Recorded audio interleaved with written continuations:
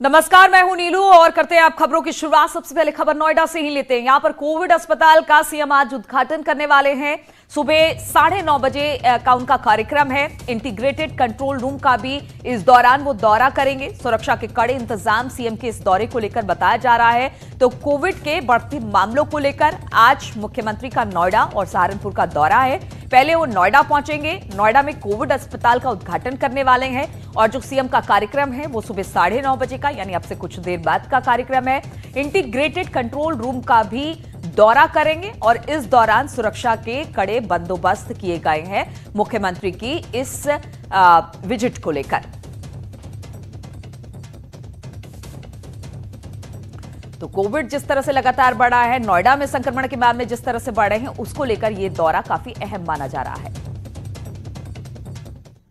Covid अस्पताल बनकर बिल्कुल तैयार है और आज सुबह 9:30 बजे मुख्यमंत्री अब से थोड़ी देर में इसका उद्घाटन करेंगे। जैसे कि आप मेरे पीछे देख रहे हैं, ये जो शानदार बिल्डिंग आपको दिख रही है, ये कोविड अस्पताल की बिल्डिंग है।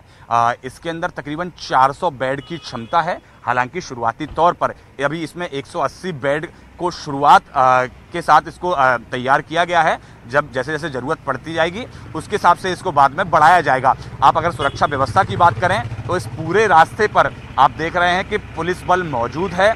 मुख्यमंत्री की सुरक्षा व्यवस्था एकदम मुस्तैद की गई है। पूरे जिले भर के अंदर धारा 144 लगाई गई है। किसी को भी कल से लेके आज तक ड्रोन उड़ाने की परमिशन नहीं है। उसके साथ साथ अगर तैयारियों की बात करें तो पूरे रोड को एक साथ बिल्कुल साफ किया जा रहा है। जैसे आप देख सकते हैं, सफाई कर्मचारी जो हैं यहाँ के, जो प्राधिकरण के, वो यहाँ सफाई करने में लगे हुए हैं बिल्कुल, क्योंकि मुख्यमंत्री के 9:30 बजे तकरीबन इस अस्पताल में पहुँचेंगे। उसके बाद में आधे घंटे का ये कार्यक्रम रहेगा इसके इनॉग्रेशन का, और फिर सेक्टर 59 स्थित जो इंटीग्रेटेड कंट्रोल रूम है वहाँ जाएंगे, कंट्रोल रूम का मुआयना करेंगे। उसके बाद में तकरीबन 10:15 बजे से लेकर पौने 12 बजे तक अधिकारियों के साथ कोरोना समीक्षा बैठक की जाएगी, जिसमें कि जो कोरोना को लेकर तैयारियां हैं जिला प्रशासन की, उसकी समीक्षा की जाएगी। कैमरा पर्सन जगदीश प्रीति के साथ पवन गौड़, नेटवर्क 3, नोएडा। और अपहरण के मामले आपने कई सुने होंगे, लेकिन क्या कभी आपने सुना कि किसी ने खुद का ही अपहरण कर लिया हो और खुद को छुड़ाने के लिए अपने ही घर वालों से फिरौती मांगी हो? आप हैरान जरूर होंगे, लेकिन सच है। संत कबीर नगर के सरौली गांव में एक ऐसा ही वाकया पेश आया, जहां पर आशुतोष त्रिपाठी नाम के एक युवक ने खुद को अपहरण का ढोंग रचा और अपने ही घर वालों से 2 लाख रुपए की फिरौती मांगी। गनीमत की बात यह रही कि पुलिस ने 24 घंटे के अंदर इस केस को सुलझा लिया और युवक आशुतोष को गिरफ्तार कर लिया। पुलिस ने बताया कि युवक को ऑनलाइन जुआ खेलने की लत थी और इसी की वजह से उसने अपनी किडनैपिंग का रास्ता चुना। घटना का खुलासा करने वाली टीम को एसपी ने सर्विलांस टीम को 10,000 रुपए का इनाम देने की घोषणा भी की है।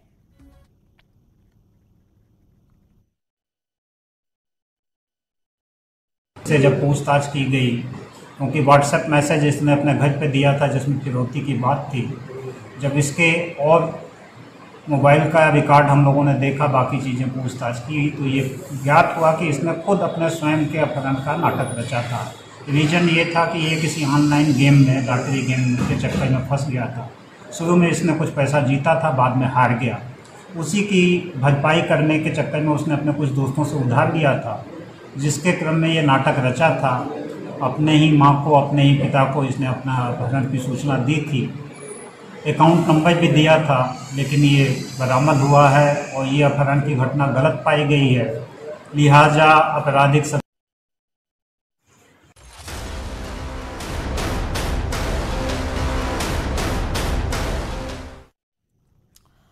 और अब बाढ़ और बारिश की बात करते हैं। तो बाढ़ से त्राहिमाम देश भर से आई तस्वीरें डराने वाली है। मौत के मुंह में लाखों जान है। उत्तर प्रदेश के कई जिले बाढ़ से घिर गए हैं, तो उत्तराखंड में भी आसमानी आफत से लोगों की जान सांसद में है।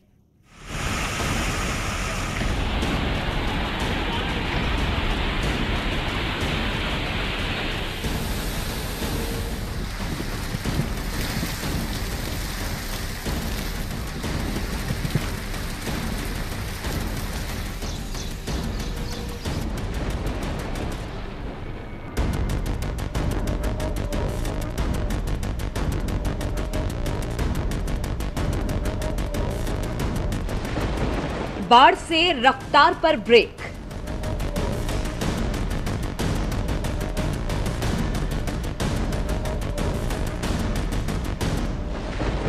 आसमानी आफत से बढ़ी मुसीबतें।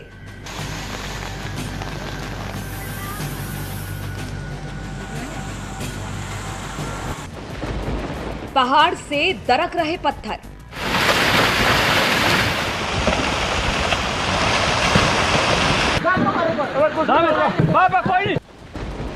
गांव के गांव पानी में डूब रहे हैं।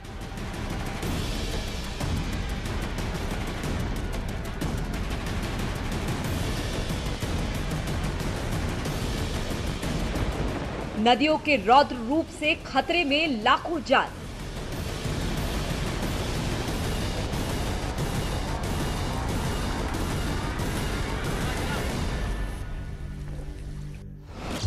गांव को बचाने वाले रक्षा कवच टूट रहे हैं।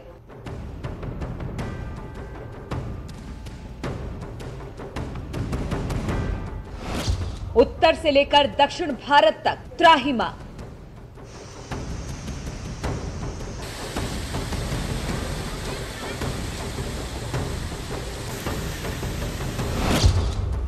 केरल में बाढ़ की मार की एक डरावनी तस्वीर सामने आई है।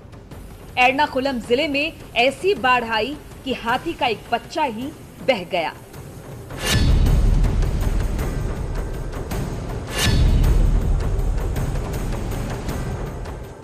यह हादसा तब हुआ जब पेरियार नदी में आई बाढ़ का पानी नीरामंगलम के जंगलों में पहुंच गया और इस पानी की चपेट में हाथी का एक बच्चा आ गया।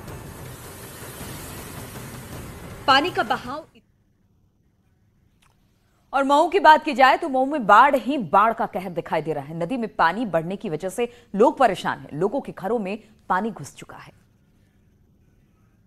जिसका पानी इलाके के कई गांव में घुस गया। हर तरफ कई कई फीट पानी भर गया और लोगों के घर भी सैलाब की चपेट में आ गए। सड़कों पर नाव चलाने की नौबत आ गई। पानी का स्तर बढ़ता देख लोगों ने अपना घर छोड़ने में ही भलाई समझी। जिनके पास नावें थी वो नाव में अपनी जरूरत का सामान लाद कर सुरक्षित ठिकानों की तरफ जाते दिखे। कई लोग तो पेड़ के तनों को बांधकर उसके सहारे ही बाहर निकलने की कोशिश करते नजर आए। बहुत दिक्कत है, पानी एकदम घर में घुस गया है और हम लोग के रहने के लिए कहीं जगह नहीं है। कई कई फीट पानी भरने की वजह से इन गाँवों का दूसरे इलाकों से संपर्क कट चुका है। यही नहीं, बाढ़ का पानी घुसने से लोगों के घरों में रखा सामान बर्बाद हो चुका है और अब उनके सामने खाने पीने और रहने का संकट पैदा हो गया है। तो बाढ़ से जनजीवन अस्त व्यस्त है और सबसे ज्यादा दिक्कत वो लोग जो कि बाढ़ग्रस्त इलाकों में रहते हैं। प्रशासन से मदद की गुहार लगा रहे हैं लेकिन मदद नहीं मिल पा रही है। क्या हाल है बाढ़ को लेकर? लखीमपुर से मनोज और गोंडा से देवमणि त्रिपाठी हमारे साथ जुड़े हुए हैं। मनोज के पास पहले चलते हैं। मनोज, लखीमपुर खीरी और उसके आसपास के इलाकों की बात की जाए तो यहाँ नदियां पूरे उफान पर है। बाढ़ ने भयंकर तबाही मचाई है। कितने ऐसे गांव हैं जो इस वक्त बाढ़ की चपेट में है?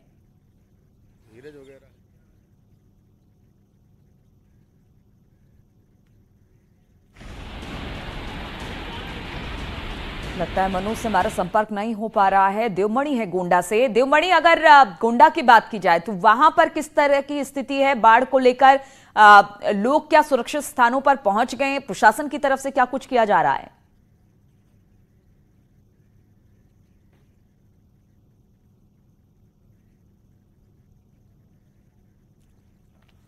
जैसे हालात हो गए। चलिए बातचीत करेंगे। हमारे साथ हमारे तमाम संवाददाता जुड़ने की कोशिश कर रहे हैं। चूंकि बाढ़ग्रस्त इलाका है, स्थिति थोड़ी सी खराब है तो शायद नेटवर्क में भी प्रॉब्लम हो रही है। लेकिन हम आपको बता दें कि बाढ़ से वहां पर हालात, चाहे वो लखीमपुर की बात की जाए, गोंडा की बात की जाए, बलरामपुर की बात की जाए, यहां पर तमाम नदियां उफान पर है। बंधे टूट चुके हैं, लोगों के घरों में पानी घुस गया है। खाने पीने की जो व्यवस्था है वहां पर सही तरीके से नहीं हो पा रही है। अब लोग यही कह रहे हैं कि हर बार प्रशासन कहता है कि बाढ़ आने से पहले उसके इंतजाम पूरे हैं, लेकिन ऐसा कुछ दिखाई नहीं देता है। स्थितियां जस की तस बनी बनी हुई है। अब लोग खुद ही अपनी मदद कर रहे हैं और सबसे ज्यादा लोगों का कहना है कि लोग अपने लिए खाने पीने का तो इंतजाम कर ले रहे हैं, लेकिन जो मवेशी हैं उनके लिए सबसे ज्यादा दिक्कत आ रही है क्योंकि उनके लिए चारे की कमी हो गई है। हालांकि प्रशासन कह रहा है कि उन तक खाने पीने का सामान पहुंचाया जा रहा है और कोशिश की जा रही है कि उनको राहत दिया जाए। उनके लिए केरोसिन ऑयल की व्यवस्था की गई है, जिससे कि अगर बिजली व्यवस्था सही नहीं है तो वो वहां पर केरोसिन ऑयल से लैंप लालटेन जला सके। इसके अलावा खाने पीने की व्यवस्था, पैकेट्स, फूड पैकेट्स उनको दिए जा रहे हैं, लेकिन स्थिति भयावह है। उत्तर भारत में अगर बात की जाए तो बारिश और बाढ़ ने कहर बरपा रखा है। उत्तर प्रदेश में हर साल इसी तरह से बाढ़ की स्थिति रहती है और लोग इसी तरह से परेशान रहते हैं।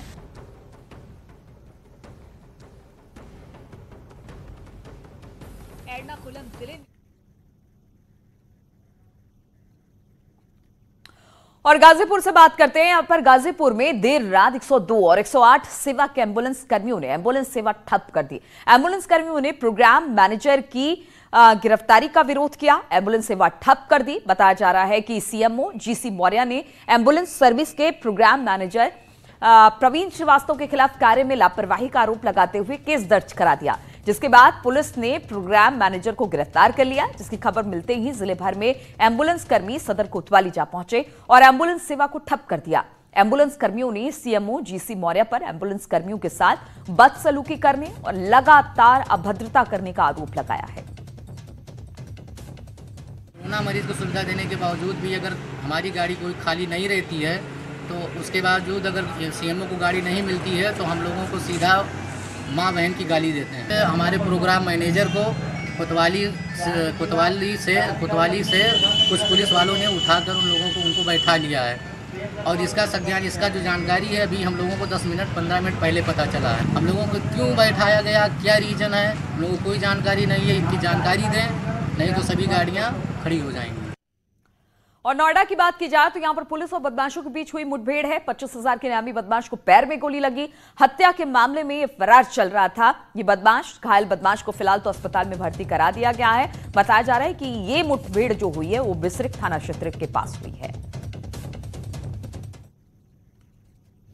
सूचना प्राप्त हुई थी कि पुस्ते के पास जो है एक मोटरसाइकिल में 2 व्यक्ति जो संदिग्ध लग रहे हैं वो देखे गए हैं। थाना प्रभारी के द्वारा जो है वो जब पुस्ते पे चेकिंग की गई तो 2 लोग जो मोटरसाइकिल में सवार थे उन्होंने जो है वो यहाँ से भागना शुरू किया। पीछा करने पे जो है वो पुलिस ने उनको रोकने का प्रयास किया तो उनके द्वारा जो है वो फायरिंग की गई। थाना प्रभारी के द्वारा जवाबी फायरिंग की गई। उसमें एक व्यक्ति को जो है वो गोली लगी और एक व्यक्ति जो है अंधेरे का फ़ायदा उठा करके भाग गया, जिसकी अभी हम लोग जो है वो कॉम्बिंग करा रहे हैं। और इस वक्त एक बड़ी खबर हमीरपुर से आ रही है। सिर्फ कक्षा 3 की छात्रा थी जिसने फांसी लगा ली है। हमीरपुर में कक्षा 3 की छात्रा ने फांसी लगाई है। खेल खेल में तीसरी क्लास में पढ़ने वाली बच्ची ने फांसी लगा ली। कानपुर में इलाज के दौरान बच्ची की अब मौत बताई जा रही है। हमीरपुर के सुमेरपुर थाने इलाके की ये पूरी घटना है। पचखुरा गांव का मामला है। फांसी लगाने वाली छात्रा की कानपुर में इलाज के दौरान मौत हो गई है। बताया जा रहा है कि घर में खेल खेल में कक्षा 3 की छात्रा ने फांसी लगाई। सुमेरपुर थाना क्षेत्र के पचखुरा महान गांव का ये पूरा मामला बताया जा रहा है। बातचीत करने के लिए उमा शंकर हमारे साथ है। उमा, किस तरह से इस बच्ची ने फांसी लगाई है, क्या कुछ निकलकर बात सामने आई है? बता देना चाहता हूँ, हमीरपुर के सुमेरपुर थाना क्षेत्र का मामला है। यहाँ से थोड़ा दूर ही पचखुरा महान एक गाँव पड़ता है। तो इस जो कक्षा 3 की छात्रा है इसने घर पे फांसी लगाई। ये सबसे बड़ी बात है जो निकल के आ रही है कि बच्ची घर में खेल रही थी और घर वाले मौजूद थे। तो उस समय इसने फांसी लगाई है खेल खेल में। तो ये एक बहुत बड़ा प्रश्न है कि घर वालों को देखना चाहिए था कि बच्ची हमारी कहाँ खेल रही है, कैसे फांसी का फंदा लगा लिया। जब हालत बिगड़ी, घर वाले पहुंचे, मौके में देखा तो ये खेल रही बच्ची और फांसी कैसे अचानक लगा ली। तो इसको तुरंत अस्पताल से कानपुर ले गए, लेकिन इलाज के दौरान उसकी तुरंत मौत हो गई। तो गांव में हल्का मचा हुआ चर्चा का विषय है, लेकिन इसमें अभिभावकों को विशेष ध्यान रखना चाहिए था कि घर में बच्ची अगर खेल रही है तो किस स्थिति में खेल रही है, फांसी का फंदा उससे कहाँ से आया, यदि पुलिस पहलुओं की जाँच कर रही है। चलिए, बहुत बहुत शुक्रिया आपका उमा शंकर जानकारी देने के लिए। तो बताया जा रहा है कि खेल खेल में बच्ची ने फांसी लगाई। हालांकि उस वक्त घर में तमाम लोग मौजूद थे, इसके बावजूद बच्ची को बचाया नहीं जा सका। इलाज के दौरान बच्ची ने दम तोड़ दिया है। और प्रयागराज में अस्पताल के गार्ड का बुजुर्ग महिला को लात मारने का वीडियो न्यूज 18 पर चलने के बाद कार्रवाई हुई है। रूपरानी अस्पताल के इस गार्ड को बर्खास्त कर दिया गया है।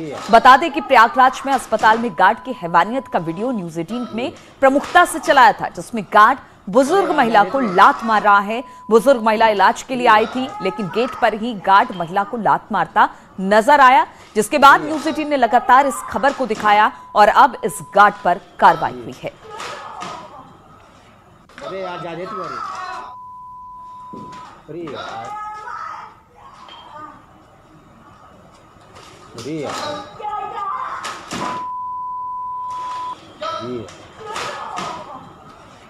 अरे यार जा दे तू। तो इसी के साथ इस बुलेटिन में फिलहाल इतना ही। रोकेंगे छोटे से ब्रेक के लिए। ब्रेक के बाद भी खबरों का सिलसिला जारी है।